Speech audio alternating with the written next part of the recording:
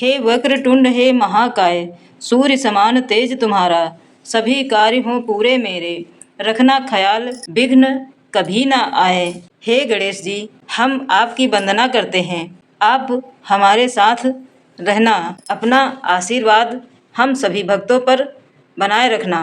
आपका स्मरण कर हम आज आपकी कथा का श्रवण करते हैं। बहुत समय पहले की बात है।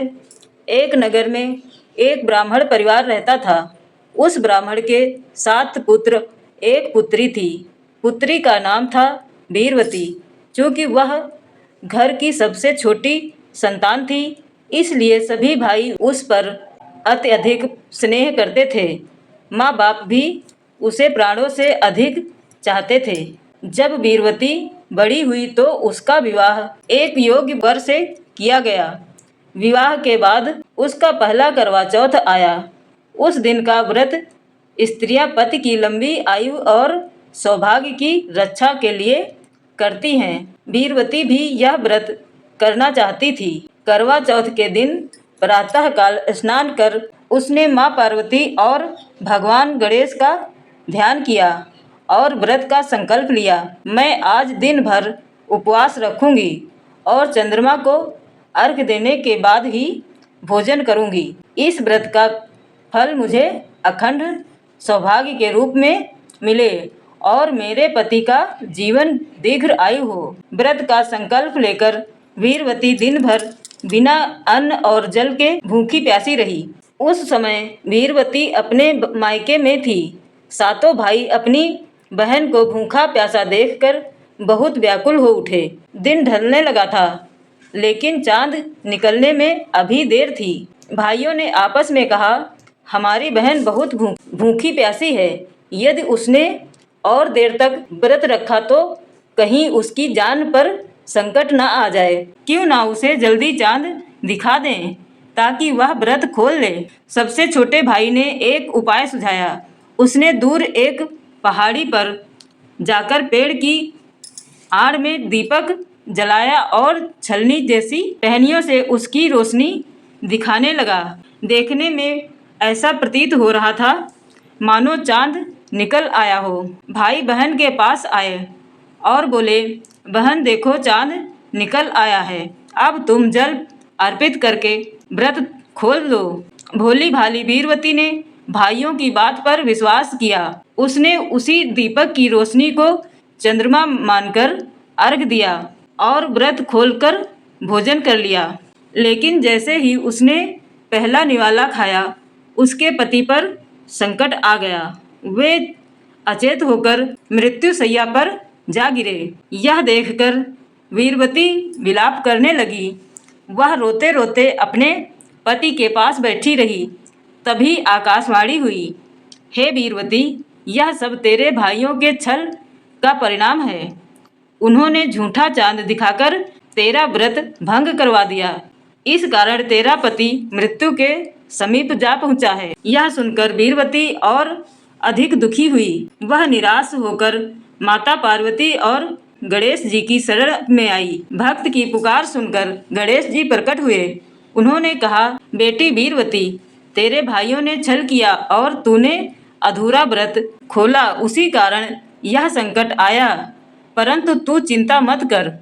यदि तू सच्चे मन से 12 महीने तक प्रत्येक चौथ का व्रत करेगी और अगले करवा चौथ पर पूरे विधि विधान से उपवास करेगी तो तेरा पति पुनः जीवित होकर स्वस्थ होगा। वीरवती ने हाथ जोड़कर कहा, हे विघ्नहर्ता गणेश जी, मैं आपकी शरण में हूँ। मैं संकल्प लेती हूँ कि 1 वर्ष तक प्रत्येक चौथ का व्रत करूँगी और आने वाले करवा चौथ पर पूरे नियम से उपवास रखूँगी। गणेश जी का आदेश पाकर वीरवती ने पूरे 1 वर्ष तक हर महीने की चौथ का व्रत किया।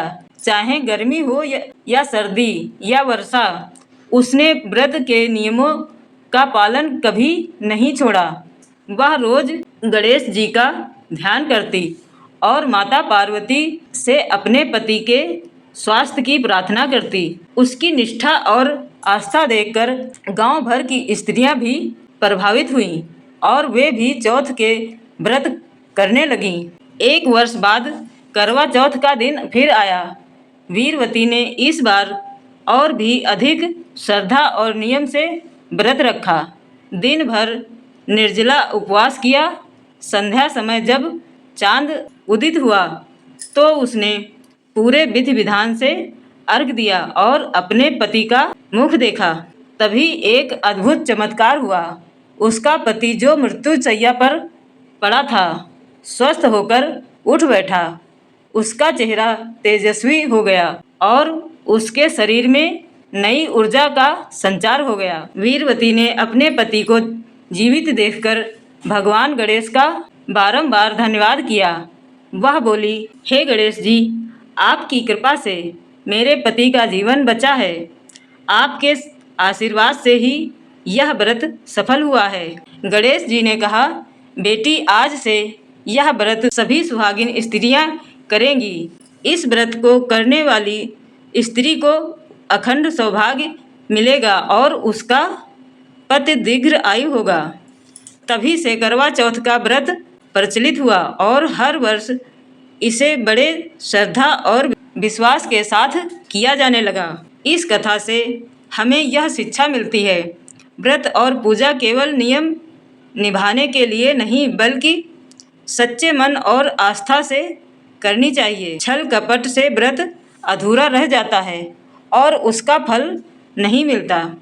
भगवान गणेश और माता पार्वती की कृपा से असंभव कार्य भी संभव हो सकते हैं। यह व्रत केवल परंपरा नहीं बल्कि पति पत्नी के बीच के अटूट प्रेम और विश्वास का प्रतीक है। हे विघ्नहर्ता, हे गणेश जी, जैसे आपने वीरवती पर अपनी कृपा की, उसके पति की रक्षा की, वैसे ही सभी व्रत रहने वाली सुहागिन को उसका वर और उसके पति की आयु दीर्घ आयु हो, ऐसा आशीर्वाद देना। माँ पार्वती, आपसे यही निवेदन है, कहानी सुनने वाले हमारे सभी प्रेमियों को अपना आशीर्वाद देना, उनकी आयु लंबी करना। जय माता दी, जय श्री गणेश।